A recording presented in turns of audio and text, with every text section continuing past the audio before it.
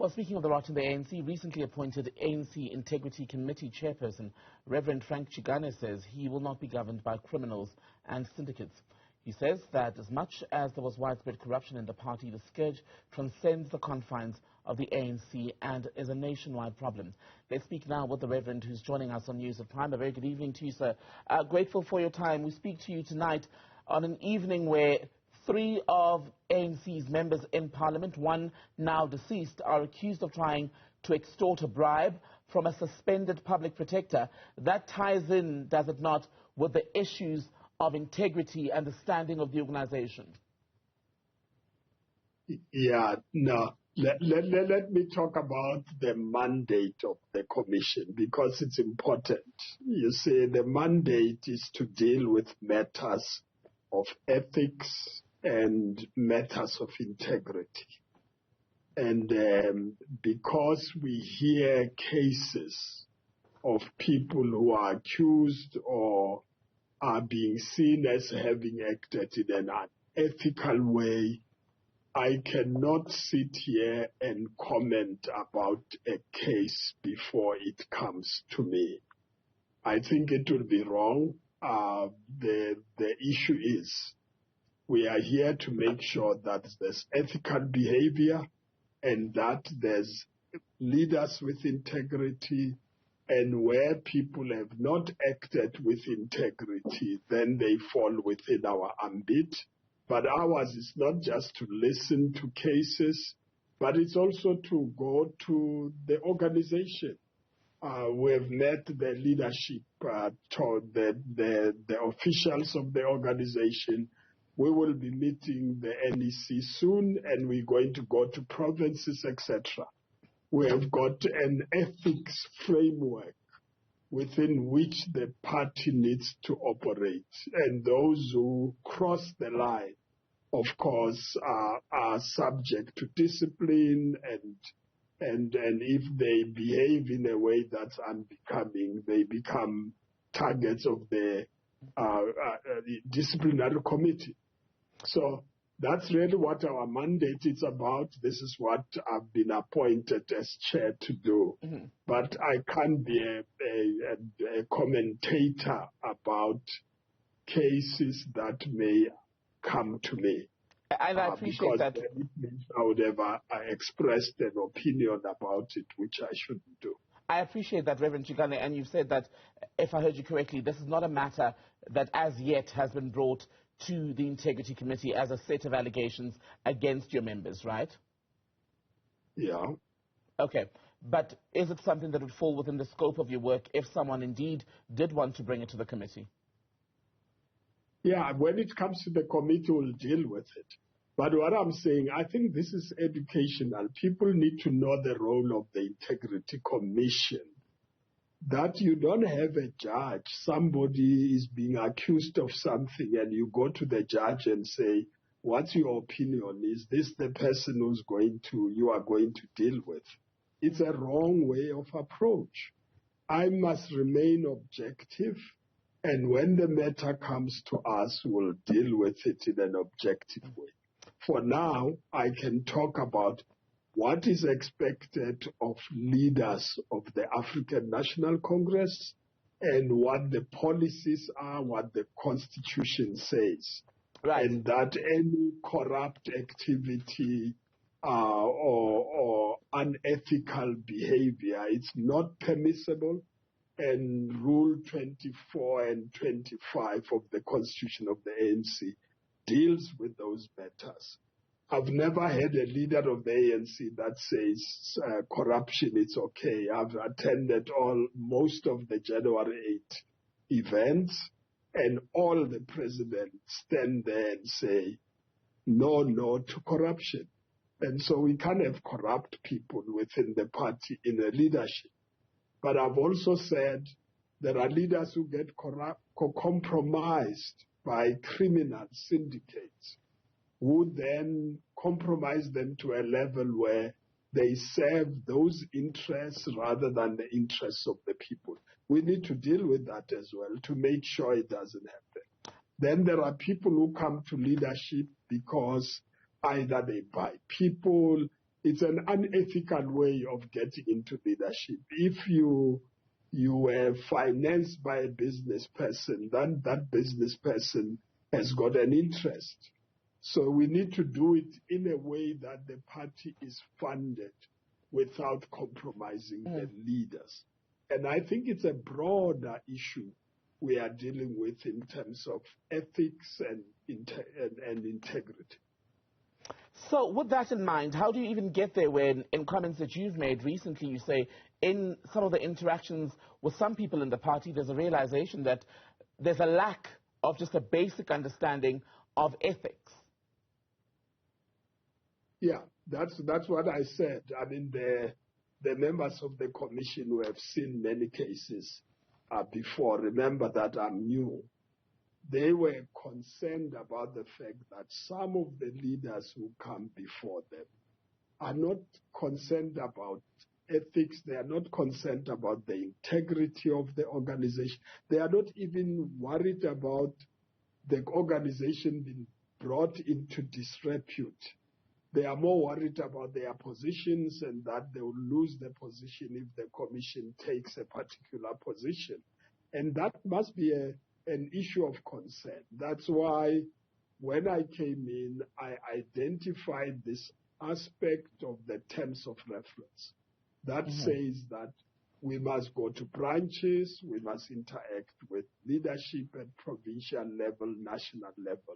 So we deal with the issue of integrity so people understand bribing people or being bribed or asking for money to serve the community when you are elected to serve them, and getting money for people to get a job and ask them to pay you so that you can get a job for them. People do those things as if it's normal, but actually no member of the African National Congress should do that. If they do it, then they don't belong to this organization. I think we need to turn the tables around and make sure that people behave in the way they should, because that's why people are not receiving services, because we have got wrong people who are supposed to be leading with integrity who are not doing it. So this is my task, together with the commission and the leadership that appointed us. What then, Reverend, pardon me, is the weight of your findings and what you do when you consider that a great many ANC leaders who are accused of ethical breaches and sometimes corruption are not just members of the party who work within ANC structures. They are also found in Parliament, they're found in Cabinet, they're found at municipal level, where there'd also perhaps be ethics investigations there, as has been suggested in the earlier reference case, which you're not going to comment on in detail, I understand that. But there's also the issue of criminal investigations, where too findings and perhaps even charges may emanate. How do we take your report and measure its value within that environment?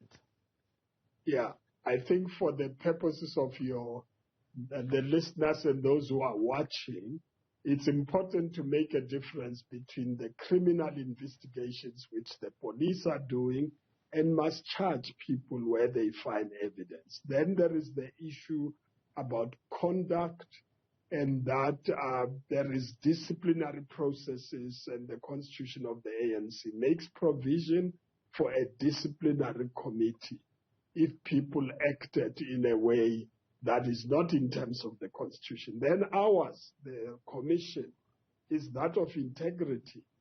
You may not have committed a crime, but you've acted in a way that brings the organization into disrepute, and this is our responsibility. Now, you are saying, what weight does our report have? We recommend to the National Executive Committee. It is the National Executive Committee that should accept the recommendation and act on them. And I need to explain this because in the past, people kept on saying that commissioners is toothless. Yes, of course, there was a period when the ANC leadership was divided, it was factional, and some of the reports never even saw the light of the day, and were never tabled at the NEC. We have raised this matter with the new leadership. and they have committed themselves that they're going to do what the commission constitution requires them to do. When they get reports, they will act on them. If they don't agree, they will let us know why they do not agree with the reports we present to them. And they've already shown that when we acted on the issues of the Zondo Commission, for instance, they responded instantly after the NEC meeting and referred those cases to the disciplinary committee. So I think it's a different period, different moment. And the ANC also understands that its image and I mean, the organization has been brought to disrepute because of corrupt elements within itself, and it must deal with them. But how then, and I know you're saying the Integrity Commission should be protected, for example, from factionalism or bias, but it's one thing for the leadership of the party to say, indeed, they want the structure to be above the factional noise in the organization and the other ways in which it manifests. A, how do we make sure then, you as members, how do you make sure that that is not just lip service, but B, that there isn't that sense where basically the divisions in the organization seep into how you do your work? No. I presented the whole commission last week.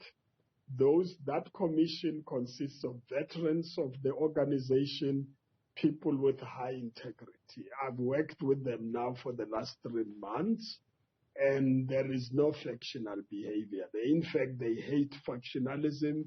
It's unconstitutional.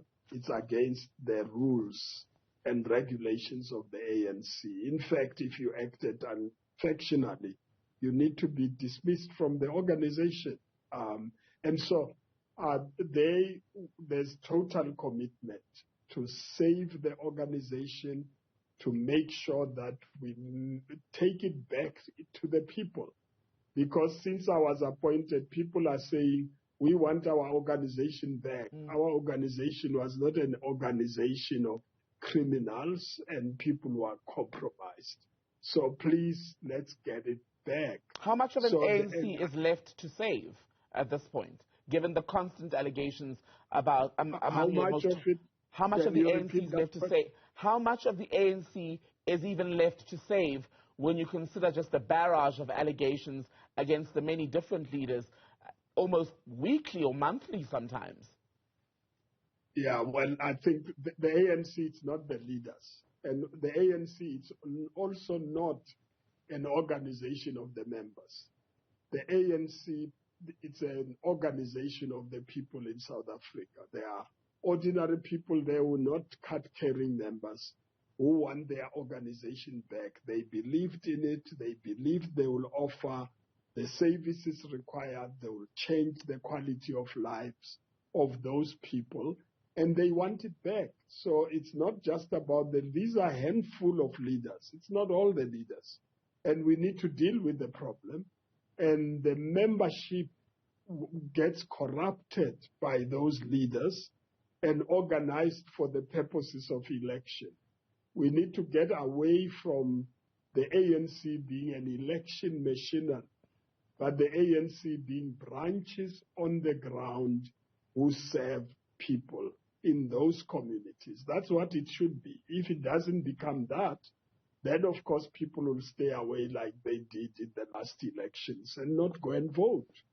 And so it's important that we make sure the ANC becomes what it is supposed to do, not the elements of deviation that determines what the perspectives of people are about the organization.